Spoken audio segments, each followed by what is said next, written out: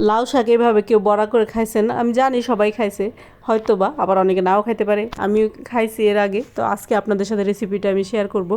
তো ডালগুলো আমি আগে থেকে ভিজিয়ে রাখছিলাম, তারপরে একটু কাঁচামরিচ পেঁয়াজ দিয়ে ব্লেন্ডার করে নিয়ে আসলাম। এরপরে আমি একটু হলুদ, ধনিয়া আর হলো মরিচের গুঁড়া দিয়ে সাথে লবণ আর চালের গুঁড়া দিছি। এটা দিলে একটু ক্রিস্পিটা ভালো হয়, খেতেও খুবই মজা হয়।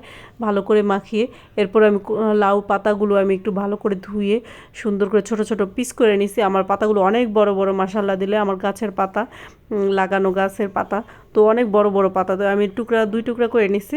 তারপরে আমি এইভাবে মাখায় ভালো করে একদম হলুদ মাখার মতো একদম ডালগুলাকে এই পিঠ ও পিঠ চার পিঠ মাখিয়ে ভালো করে ভাজ দিয়ে এবার আমি তেলের মধ্যে ভাজবো। এটা খাইতে খুবই মজা লাগে। প্রত্যেকটা ভাজে ভাজে আপনার ডালগুলো থাকে, ডালের সাথে অনেকগুলো মশলা টশলা দিছি, তো অনেক ঘ্রাণ আসছে আর খাইতেও খুব মজা।